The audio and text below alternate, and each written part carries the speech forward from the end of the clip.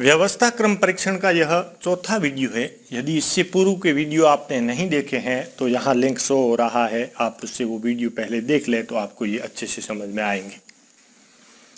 सवाल है ABCDE एक गोलाकार घेरे में खड़े हैं।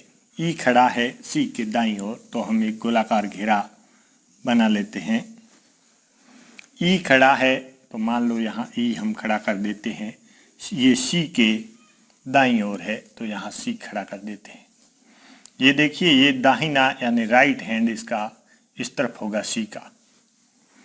A खड़ा है D तथा E के मध्य। D और E के मध्य A है तो यहाँ पर हम D और यहाँ A, क्योंकि इधर स्थिति नहीं बनती थी, बीच में C आ रहा था, इसलिए E और D के मध्य A है तो हमें यही स्थिति लानी होगी। B है D के दाईं ओर, तो B के दाईं ओर, D के दाईं ओर हमने यहाँ B लिख दिया। सवाल पूछा कि C के बाएं कौन खड़ा है, तो C के बाईं ओर यानी इस तरफ लेफ्ट हैंड में कौन है? उत्तर होगा B। B C के लेफ्ट हैंड में खड़ा है। ऑप्शंस में जहां भी B है वो इसका उत्तर होगा। अगला सवाल, सारिका एक पंक्ति में बाएं से 11वें स्थान पर और दीपा दाएं से 7वें स्थान पर है। यदि दोनों आपस में अपना स्थान बदल लेती है, यानी दीपा के स्थान पर सारिका चली जाए, सारिका के स्थान पर दीपा चली जाए, तो सारिका बाएं से 15वें स्थान पर हो जाएगी। स्थिति क्लियर है? तो दीपा का दाएं से कौन सा स्थान है वर्तमान में, और पंक्ति में कुल कितने विद्यार्थी हैं? वीडियो पॉज कीजिए, ये सवाल अपने आप हल कीजिए, क्योंकि हमने ये पहले ऐसे सवाल कर रखे हैं। और वीडियो पॉज करने के बाद, सवाल हल करने के बाद यहाँ वापस आकर उत्तर देखिए हम इसको कैसे हल करते हैं। देखिए, सारिका एक पंक्ति में बाएं से 11वें नंबर पर है, तो यहाँ से मान लो पंक्ति शुरू हुई और यहाँ 11वां स्थान आया सारिका का, तथा दीपा दाएं से 7वें स्थान पर है। यहाँ से मान लो पंक्ति शुरू हुई और यहाँ 7वां स्थान आया दीपा का। ये यहाँ से है, ये यहाँ से। यदि दोनों आपस में अपना स्थान चेंज कर ले, यानी दीपा सारिका बन जाए और सारिका की जगह दीपा आ जाए, तो क्या होगा? सारिका बाएं से 15वें स्थान पर पहुंच जाएगी। तो ये 11 पे पहले है, और सारिका यदि यहाँ चली जाए तो सारिका का ये स्थान हो जाएगा 15वां। तो सारिका का ये स्थान यहाँ से हो जाएगा 15वां। कुल कितने विद्यार्थी हैं? आसानी से हम बता सकते हैं। देखिए, यहाँ से इसका स्थान 15वां है सारिका का, और यहाँ से सारिका कहो दीपा कहो उसका स्थान 7वां है, एक ही स्थान है। तो कुल कितने हुए? 15 + 7 22, और यहाँ एक का लफड़ा हम पहले बता चुके हैं तो हम एक घटा देंगे। कुल विद्यार्थी कितने हुए? 21। अब दीपा का दाएं से कौन सा स्थान है? दीपा का दाएं से कौन सा स्थान है? स्थान परिवर्तन कर लेने के बाद अभी वो दाएं से 7वें स्थान पर थी, और यदि वो 11वें स्थान पर यहाँ दीपा पहुंच गई है, अब यहाँ दीपा इधर से कौन से स्थान पर रह गई? कुल लड़के कितने हैं? दो तरीके से हम इसको हल करेंगे। कुल लड़के कितने हैं? 21, और यहाँ दीपा कितने पर है? 11 पर, यानी 10 लड़के फालतू हो गए। 10 इधर है, 11वां नंबर है इसका इधर से, तो हम इस 10 लड़कों को 21 में से घटा देते हैं। 21 में से 10 गए, शेष लड़के कितने बचे? 11। तो इधर से दीपा का स्थान हो गया 11। दूसरे तरीके से करके देखें कि दीपा इधर से कौन से स्थान पर हुई, तो देखिए कुल लड़के हैं 21, दीपा यहाँ से 11वें नंबर पर है, तो 21 में से 11 गए 10 और 1 का यहाँ लफड़ा रहेगा, तो 1 हम इससे जोड़ देते हैं, स्थान हुआ 11। क्योंकि एक ही स्थान पर है इसलिए 1 का, यदि इधर से आप गिनोगे। अगला सवाल है, कमलेश लंबी है सारिका से लेकिन कीर्ति जितनी लंबी नहीं है। तो हम कमलेश, सारिका और कीर्ति, तो हम कमलेश को कम लिख देते हैं। कमलेश लंबी है सारिका से लेकिन कीर्ति जितनी लंबी नहीं है कमलेश, तो हम यहाँ कीर्ति लिख देंगे। अगला, दीपा लंबी है सुनीता से, तो यहाँ दीपा लिखा, दीपा सुनीता से लंबी है लेकिन सारिका जितनी लंबी ये नहीं है, यानी ये यहाँ आ जाएगी। दीपा सारिका जितनी लंबी नहीं है, यानी ये यहाँ आ जाएगी। देखिए, यहाँ किसी लड़के की क्यूरी आई थी कि कौन सा चिन्ह लगाए। आप चाहे ग्रेटर देन लगाए चाहे लेस देन लगाए, लेकिन एक ही चिन्ह का प्रयोग करें। यदि आप ग्रेटर देन और लेस देन दोनों का चिन्ह लगाएंगे तो आप हालांकि हल तो कर दोगे लेकिन थोड़ी उलझन हो जाएगी। इसलिए एक ही तरह के चिन्ह का प्रयोग करें, या तो लेस देन का या ग्रेटर देन का। तो यहाँ देखिए, सबसे लंबी कौन है? कीर्ति। सबसे छोटी कौन है? सुनीता। आप कहोगे दूसरे वाला तरीका समझाओ। तो हमने यहाँ लकीर खींच दी, कमलेश लंबी है सारिका से, तो हमने सबसे पहले यहाँ कमलेश को बनाया, यहाँ लिख लिया कमलेश। ये सारिका से लंबी है तो हमने यहाँ पर सारिका को बना दिया। स्पष्ट है, लंबी दिख रही है। लेकिन कीर्ति जितनी लंबी नहीं है कमलेश, तो कीर्ति इससे भी लंबी है, तो हमने यहाँ कीर्ति लिख दिया।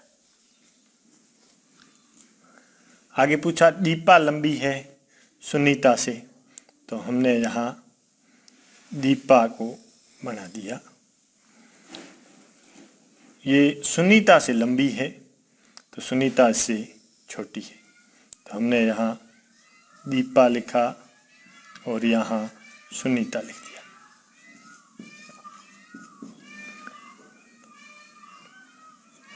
लेकिन सारिका जितनी लंबी वो नहीं है। देखिए, दीपा सुनीता से तो लंबी है लेकिन सारिका जितनी लंबी नहीं है, तो हमें इसको सारिका से छोटा बनाना होगा, तो हमने इसको सारिका से छोटा कर दिया। सबसे लंबी कौन है? कीर्ति। सबसे छोटी कौन है? सुनीता। यहाँ देखिए शब्द दिया स्टैंडर्डाइज्ड। इसका यदि दाएं से, इधर से पहला व छठा अक्षर और बाएं से पहला वो आठवां अक्षर आपस में चेंज कर दिया जाए, एक उसके स्थान पर वो और उसके स्थान पर वो कर दिया जाए, तो नया शब्द क्या बनेगा? देखिए, आपको ध्यान यहाँ दाएं बाएं का ही रखना है और इसको खुद हल कीजिए। यदि समझ में नहीं आया तो फिर मेरा हल देख लीजिए। एक बार वीडियो पॉज कीजिए और खुद इसको हल कीजिए। देखिए, दाएं से पहला व छठा, दाएं से यानी राइट हैंड से, तो ये राइट हैंड हो गया। राइट हैंड से पहला अक्षर है डी, ये, और छठा है ये।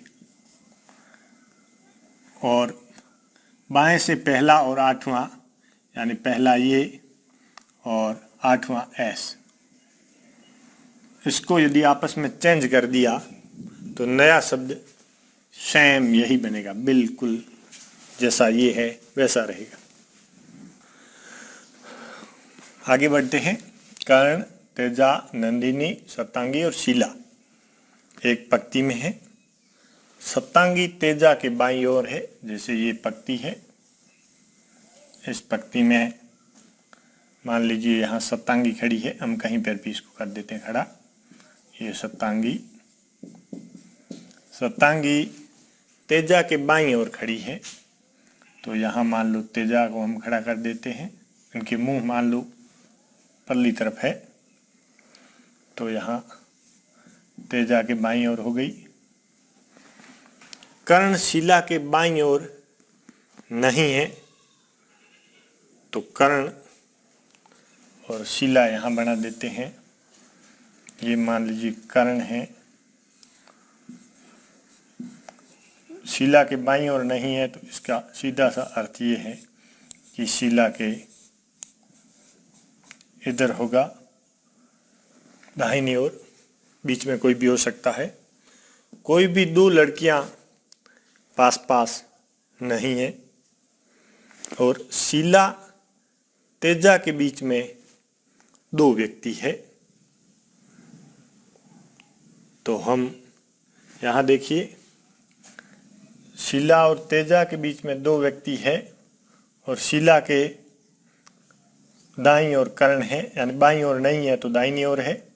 तो हम यहाँ पर कर्ण को खड़ा कर लेते हैं और यहाँ पर हम शिला को खड़ा कर देते हैं।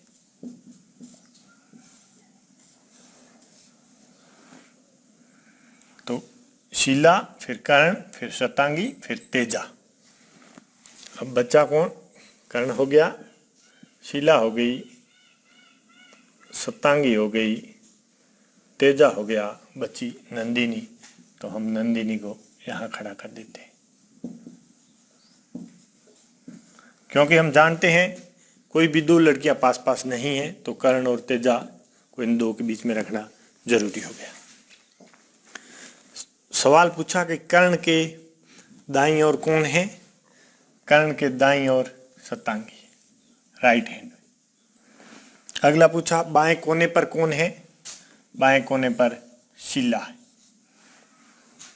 आप इसको अगर इनके मुंह इस तरफ होते ये करके भी कर सकते थे, बिल्कुल सेम वही क्रम रहेगा, लेकिन ध्यान ये रखना है कि दाएं बाएं फिर बदल जाएगा।